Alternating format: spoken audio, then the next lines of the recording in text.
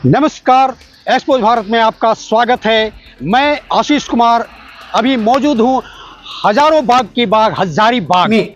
मैं इस हजारीबाग संसदीय क्षेत्र के बारे में बताऊं तो 1957 में ये लोकसभा के लिए अस्तित्व में आया।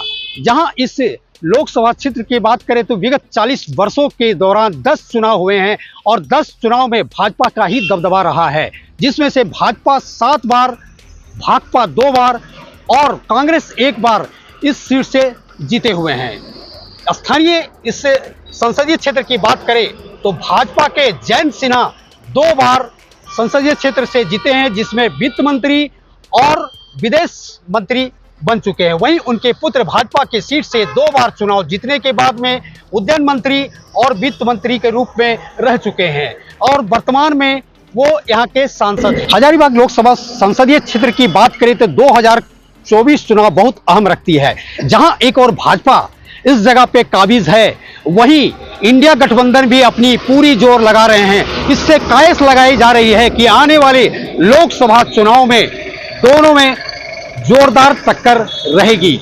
मैं लोकसभा चुनाव 2024 में भारतीय जनता पार्टी की अब की बार 400 पार का नारा है और उसी क्रम में की एक कड़ी में भारतीय जनता पार्टी ने हजारीबाग से सदर विधायक मनीष जायसवाल को हजारीबाग लोकसभा के उम्मीदवार बनाया है। हजारीबाग लोकसभा में भारतीय जनता पार्टी हमेशा भारी रही है। इधर विगत 2 लोकसभा में भारतीय जनता पार्टी के जयंत सिन्हा लगातार सांसद बने, परंतु इस बार भारतीय जनता पार्टी ने जयंत सिन्हा से ज्यादा मनीष जायसवाल पर भरोसा जताते हुए हजारीबाग लोकसभा से टिकट दिया। इधर हजारीबाग लोकसभा संसदीय क्षेत्र में मांडू विधानसभा के भाजपा विधायक जयप्रकाश भाई पटेल ने गत दिनों दिल्ली में भारतीय जनता पार्टी से त्यागपत्र देते हुए कांग्रेस का दामन थामा।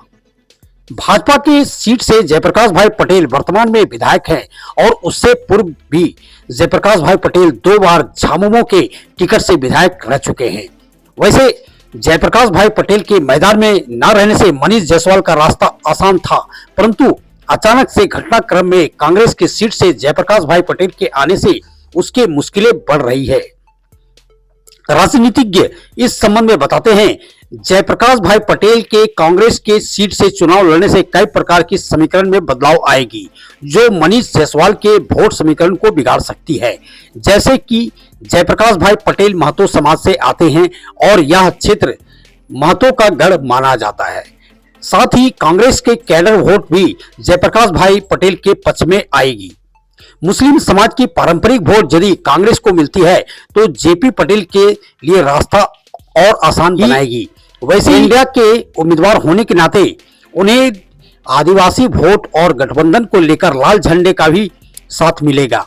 इधर अंबा प्रसाद पर जो ईडी की कार्रवाई से तेलिक समाज भी नाराज है। दूसरी तरफ एनडीए गठबंधन के भाजपा प्रत्याशी मनीष जायसवाल की बात करें तो वह हजारीबाग सदर के विधायक हैं और क्षेत्र में उसकी अच्छी पकड़ है। उसके पास भाजपा के कैडर वोट हैं, जिसके बल पर भारी बहुमत का दावा कर रहे हैं। साथ ही हाल में अयोध्या के राम मंदिर उद्घाटन और प्रधानमंत्री नरेंद्र मोदी का चेहरा और नाम उसके लिए रामबाण साबित होंगे, परंतु 2 बार के सांसद जयंत सिन्हा के टिकट नहीं देने से उनके समर्थकों में भी नाराजगी है। इसका भी असर कहीं न कहीं देखने को मिल सकता है।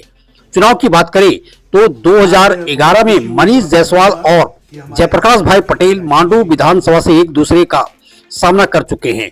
उस समय जयप्रकाश भाई पटेल ने मनीष जायसवाल को हराया था। हजारीबाग संसदीय सीट के तहत 5 विधानसभा आते हैं, जिसमें हजारीबाग सदर, बरही, रामगढ़, मांडू और बड़कागांव विधानसभा है। इन 5 में से 3 विधानसभा पर कांग्रेस ने जीत हासिल की थी, जबकि 2 सीट पर बीजेपी का कब्जा था, जिसमें एक मांडू विधानसभा जयप्रकाश भाई पटेल जीत कर आए थे, जो अब पासा पलटकर कांग्रेस में शामिल हो चुके हैं। वहीं रामगढ़ की बात करें तो कांग्रेस के ममता देवी के जेल जाने की वजह से मध्यवर्ती चुनाव कराई गई, जिसमें वर्तमान में आसू रामगढ़ विधानसभा को जीतकर रामगढ़ की सीट पर काबिज है। कुल मिलाकर कह सकते हैं कि मनीष जायसवाल के लिए आसान नहीं है हजारीबाग लोकसभा। हजारीबाग लोकसभा में होगी कांटे की टक्कर। इस वीडियो को लाइक करें, हमारे चैनल को सब्सक्राइब करें और बेल आइकन जरूर प्रेस करें।